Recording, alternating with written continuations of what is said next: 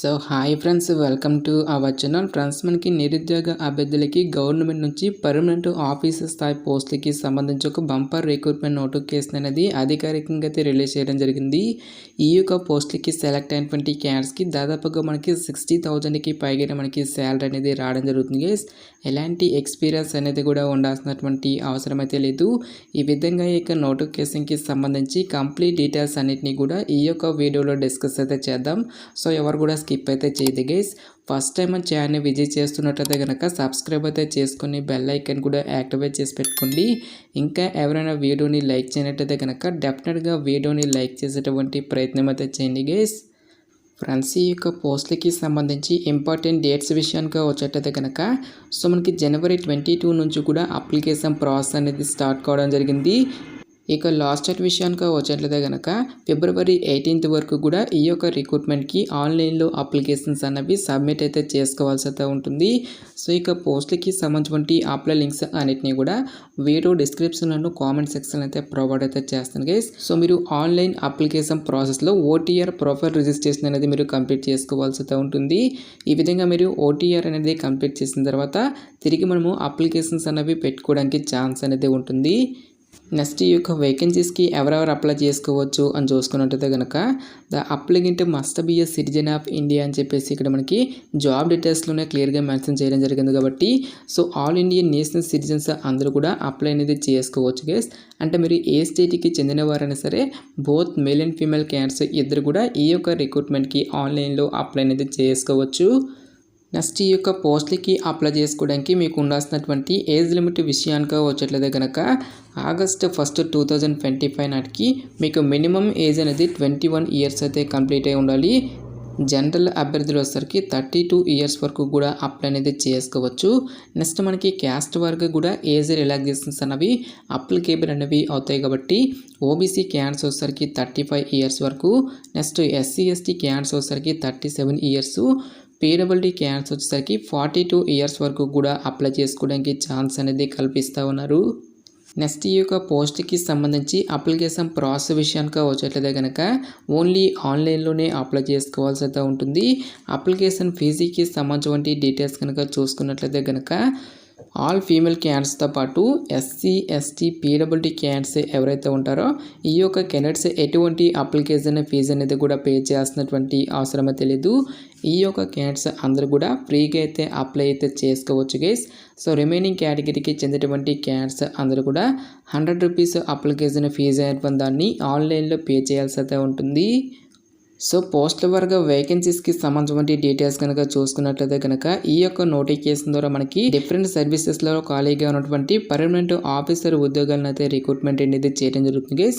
So ఇక్కడ మనకి ఏ సర్వీస్లో ఈ యొక్క వేకెన్సీస్ని రిక్రూట్మెంట్ అనేది చేస్తున్నారని చెప్పేసి ఇక్కడ మనకి ఒక సర్వీసెస్ అనేవి ఇవ్వడం జరిగింది. సో టోటల్గా మనకి 979 వేకెన్సీస్కి సంబంధించి ఈ యొక్క జాబ్ నోటిఫికేషన్ అనేది రిలీజ్ చేయడం జరిగింది గైస్. సో మనకి గవర్నమెంట్ నుంచి ఇటువంటి నోటిఫికేషన్స్ అనేవి చాలా అంటే చాలా అరుదుగా మనకి రిలీజ్ అవుతూ ఉంటాయి. సో ఈసారి కనుక ఈ యొక్క ఛాన్స్ అనేది మీరు మిస్ చేసుకున్నట్లయితే కనుక సో మరికొన్ని సంవత్సరాల పాటు కూడా మనం వెయిట్ చేయాల్సి అయితే ఉంటుంది. కాబట్టి సో క్వాలిఫికేషన్ ఉన్నటువంటి ప్రతి ఒక్క క్యాండిడేట్ కూడా ఈ యొక్క రిక్రూట్మెంట్కి అప్లై అనేది చేసుకోండి. సో ఇక పోస్ట్కి సెలెక్ట్ అయినటువంటి క్యాండిడేట్స్కి మనకి పే స్కేల్ అనేది ఏ విధంగా ఉంటుంది అని చూసుకున్నట్లయితే కనుక సో అన్ని రకాల అడ్వైజబుల్ అలవెన్సెస్ అన్ని కలుపుకుంటే మనకి అప్రాక్సిమేట్లీ వచ్చేసరికి 60,000కి పైగా మనకి శాలరీ అనేది రావడం జరుగుతుంది గైస్. నెక్స్ట్ ఈ యొక్క నోటిఫికేషన్ ద్వారా భర్తీ చేసినటువంటి ఈ యొక్క ఆఫీసర్ లెవెల్ జాబ్స్కి సంబంధించి అప్లై చేసుకోవడానికి మీకు ఉండాల్సినటువంటి ఎసెన్షియల్ ఎడ్యుకేషనల్ క్వాలిఫికేషన్ విద్యా అర్హత విషయానికి వచ్చేట్లయితే కనుక a candidate must hold a graduate degree any of the university అని చెప్పేసి మెన్షన్ చేయడం జరిగింది. సో మీరు ఏ విభాగంలో డిగ్రీ పాస్ అయినా సరే ఈ యొక్క జాబ్స్కి మీరు అప్లై అనేది చేసుకోవచ్చు గైస్. సో మీరు బీటెక్ చేసినా, బీ ఫార్మసీ చేసినా, బీఎస్సీ కంప్లీట్ చేసినా సరే ఈ యొక్క జాబ్స్కి మీరు అప్లై అనేది చేసుకోవచ్చు. ఎలాంటి ఎక్స్పీరియన్స్ అనేది కూడా ఉండాల్సినటువంటి అవసరం అయితే లేదు గైస్. సో మీరు డిస్టెన్స్లో ఈ యొక్క డిగ్రీ అనేది కంప్లీట్ చేసినా సరే ఈ యొక్క జాబ్స్కి మీరు అప్లై అనేది చేసుకోవచ్చు. నెక్స్ట్ ఇక్కడ మనకి క్యాస్ట్ వైజ్గా నెంబర్ ఆఫ్ అటెంప్ట్స్ అనేవి ఇవ్వడం జరిగింది.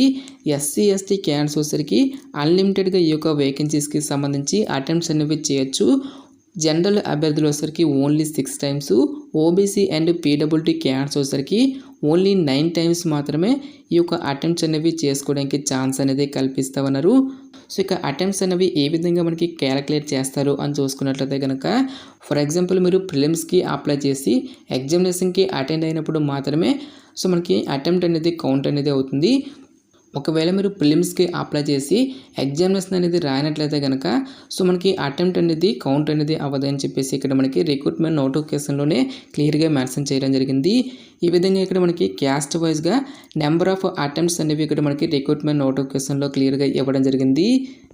సో ఇక పోస్ట్కి సంబంధించి సెలక్షన్ ప్రాసెస్ అనేది ఏ విధంగా ఉంటుంది అని చూసుకున్నట్లయితే కనుక టోటల్గా మనకి 3 స్టేజెస్లో ఈ యొక్క వేకెన్సీస్కి సంబంధించి సెలక్షన్ అనేది కంప్లీట్ అయితే చేయడం జరుగుతుంది గైస్. ఫస్ట్ ఆఫ్ ఆల్కి ఇక్కడ మనకి ప్రిలిమినరీ ఎగ్జామినేషన్ అనేది కండక్ట్ చేయడం జరుగుతుంది. టోటల్గా మనకి 200 మార్క్స్కి ఈ యొక్క ఫస్ట్ ప్రిలిమినరీ ఎగ్జామినేషన్ అనేది కండక్ట్ చేయడం జరుగుతుంది గైస్. సో ఇక్కడ మనకి ప్రిలిమినరీ ఎగ్జామినేషన్కి సంబంధించి డీటెయిల్స్ సిలబస్ అనేది కూడా మనకి ఇక్కడ నోటిఫికేషన్లో ఇవ్వడం జరిగింది. ఎవరైతే ఇక ప్రిలిమినరీ ఎగ్జామినేషన్ని క్లియర్ చేసినటువంటి క్యాండిడేట్స్కి ఫర్దర్గా మనకి మెయిన్ ఎగ్జామినేషన్ అనేది కూడా కండక్ట్ చేయడం జరుగుతుంది. మెయిన్ ఎగ్జామినేషన్లో టోటల్గా మనకి 7 పేపర్స్గా మళ్ళీ మనకి డివైడ్ అయితే చేయడం జరిగింది గైస్. ఈ విధంగా మనకి పేపర్ ఏతో పాటు పేపర్ బి నెక్స్ట్ పేపర్ 1 నుంచి మనకి పేపర్ 7 వరకు కూడా సో ఏ టాపిక్స్ నుంచి మనకి ఈ యొక్క క్వశ్చన్స్ అనేవి రావడం జరుగుతుంది అని చెప్పేసి ప్రతి ఒక్క టాపిక్కి సంబంధించి డీటెయిల్గా సిలబస్తో పాటు ఆ మార్క్స్ అనేవి ఇక్కడ మనకి నోటిఫికేషన్లో ఇవ్వడం జరిగింది. ఫర్ ఎగ్జాంపుల్ మనకి పేపర్ 1లో మనకి ఎస్ఐకి సంబంధించి 250 మార్క్స్కి ఈ యొక్క ఎగ్జామినేషన్ అనేది కండక్ట్ చేయడం జరుగుతుంది. పేపర్ 2లో మనకి జనరల్ స్టడీస్ 1 నుంచి పేపర్ 3లో వచ్చేసరికి మనకి జనరల్ స్టడీస్ 2 అని చెప్పేసి ఈ విధంగా మనకి ఇక్కడ ఏ టాపిక్స్ నుంచి మనకి క్వశ్చన్స్ అనేవి అడుగుతారని చెప్పేసి డీటెయిల్గా ఇక్కడ మనకి సిలబస్ అనేది ఇవ్వడం జరిగింది. నెక్స్ట్ ఆప్షనల్ సబ్జెక్ట్కి వచ్చేసరికి టోటల్గా మనకి 250 మార్క్స్ అనేవి కేటాయించడం జరిగింది. ఈ విధంగా మనకి 750 మార్క్స్కి ఈ యొక్క రిటర్న్ ఎగ్జామినేషన్ అనేది కండక్ట్ చేయడం జరుగుతుంది గైస్. ఫైనల్గా మనకి పర్సనాలిటీ టెస్ట్ వచ్చేసరికి టోటల్గా 275 మార్క్స్ అనేవి కేటాయించడం జరిగింది. ఈ విధంగా గ్రాండ్ టోటల్ మార్క్స్ కనుక చూసుకున్నట్లయితే కనుక 2025 మార్క్స్కి సంబంధించి ఈ యొక్క టోటల్ ఎగ్జామినేషన్ అనేది మనకి కండక్ట్ అయితే చేయడం జరుగుతుంది. ఎగ్జామినేషన్ లాంగ్వేజ్ విషయానికి వచ్చేట్లయితే కనుక టోటల్గా ఇక్కడ మనకి 22 లాంగ్వేజెస్లో ఈ యొక్క వేకెన్సీస్కి సంబంధించి మనకి ఎగ్జామినేషన్లో క్వశ్చన్స్ అనేవి రావడం జరుగుతుంది. సో తెలుగులోనే మనకి ఈ యొక్క పోస్ట్కి సంబంధించి క్వశ్చన్స్ అనేవి వచ్చేటువంటి అవకాశం అనేది ఉంటుంది కాబట్టి డెఫినెట్గా ఈ యొక్క రిక్రూట్మెంట్కి అప్లై అనేది చేసుకోండి. నెక్స్ట్ మనకి నెగిటివ్ మార్కింగ్ అనేది కూడా ఉంటుంది అని చెప్పేసి ఇక్కడ మనకి జాబ్ డీటెయిల్స్లోనే క్లియర్గా మెన్షన్ చేయడం జరిగింది. ఈ విధంగా ఎవరైతే ఎగ్జామినేషన్తో పాటు ఇంటర్వ్యూని కూడా క్లియర్ చేసినటువంటి క్యాండిడేట్స్కి ఫర్దర్గా మనకి మెడికల్ ఎగ్జామినేషన్ అనేది కూడా కండక్ట్ చేసేసి ఈ యొక్క వేకెన్సీస్కి ఎంపిక అనేది చేయడం జరుగుతుంది. నెక్స్ట్ ఎగ్జామినేషన్ సెంటర్స్కి సంబంధించిన డీటెయిల్స్ కనుక చూస్తున్నట్లయితే కనుక ప్రిలిమినరీ ఎగ్జామినేషన్ అనేది మనకి ఆంధ్రప్రదేశ్ అభ్యర్థులకు వచ్చేసరికి తిరుపతి, విజయవాడ, విశాఖపట్నం అనేటువంటి ఈ యొక్క లొకేషన్స్లో మనకి ఈ యొక్క ప్రిలిమ్స్ అనేవి కండక్ట్ చేయడం జరుగుతుంది. నెక్స్ట్ తెలంగాణ అభ్యర్థులకు వచ్చేసరికి వరంగల్, హైదరాబాద్ అనేటువంటి ఈ యొక్క పర్టికులర్ లొకేషన్స్లో మాత్రమే మనకి ప్రిలిమినరీ ఎగ్జామినేషన్ అనేది కండక్ట్ చేయడం జరుగుతుంది. బట్ మెయిన్ ఎగ్జామినేషన్ అనేది మాత్రం ఓన్లీ పర్టికులర్ ప్లేసెస్లో మాత్రమే ఈ యొక్క వేకెన్సీస్కి సంబంధించి ఎగ్జామినేషన్స్ అనేవి కండక్ట్ చేయడం జరుగుతుంది. ఆంధ్రప్రదేశ్ అభ్యర్థులకు వచ్చేసరికి విజయవాడలను, తెలంగాణ అభ్యర్థులకు వచ్చేసరికి హైదరాబాద్ లొకేషన్స్లో ఈ యొక్క వేకెన్సీస్కి సంబంధించి మెయిన్ ఎగ్జామినేషన్ అనేది కండక్ట్ అయితే చేయడం జరుగుతుంది గైస్. ఇక్కడ మనకి ప్రతి ఒక్క పేపర్కి సంబంధించి డీటెయిల్గా ఇక్కడ మనకి సిలబస్ అనేది ఇవ్వడం జరిగింది. సో ఇక ప్రతి ఒక్క పేపర్కి సంబంధించి కంప్లీట్ సిలబస్ అనేది మనకి ఇక్కడ జాబ్ డీటెయిల్స్లో క్లియర్గా మెన్షన్ చేయడం జరిగింది కాబట్టి సో ఇక ఫుల్ పీడిఎఫ్ లింక్ అనేది వేరే డిస్క్రిప్షన్లోను కామెంట్ సెక్షన్లో అయితే ప్రొవైడ్ అయితే చేస్తాం గైస్.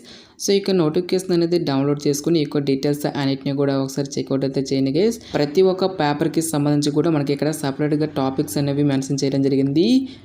సో ఇక జాబ్ నోటిఫికేషన్ అనేది మనకి ఎక్కడి నుంచి వచ్చింది అని చూసుకున్నట్టయితే కనుక యూనియన్ పబ్లిక్ సర్వీస్ కమిషన్ నుంచి ఆఫీషియల్గా రిలీజ్ అయినటువంటి ఈ యొక్క పర్మనెంట్ ఆఫీసర్ లెవెల్ జాబ్స్కి సంబంధించి ఈ యొక్క జాబ్ నోటిఫికేషన్ అనేది రిలీజ్ చేయడం జరిగింది. ఇంట్రెస్ట్ ఎలిజిబుల్ క్యాండిడేట్స్ డెఫినెట్గా ఈ యొక్క రిక్రూట్మెంట్కి అప్లై అనేది చేసుకోండి. సో ఇక పోస్ట్లకి సంబంధించిన లింక్స్ అన్నిటిని కూడా వీడియో డిస్క్రిప్షన్లోను కామెంట్ సెక్షన్ అయితే ప్రొవైడ్ అయితే చేస్తాను గైస్. నెక్స్ట్ ఈ యొక్క వేకెన్సీస్కి సంబంధించి మీకు ఎటువంటి డౌట్స్ వచ్చినా సరే నాకు కామెంట్ సెక్షన్లో కామెంట్ అయితే చేయండి. ఎటువంటి మరిన్ని జాబ్ అప్డేట్స్ కోసం మన ఛానల్ని సబ్స్క్రైబ్ చేసుకుని బెల్ ఐకాన్ కూడా యాక్టివేట్ చేసి పెట్టుకోండి. సో ఇది ఫ్రెండ్స్ ఇవాల్టి వీడియో. రేపు మరొక మంచి జాబ్ అప్డేట్తో మళ్ళీ మీ ముందుకు రావడం జరుగుతుంది. Thanks for watching. Have a nice day.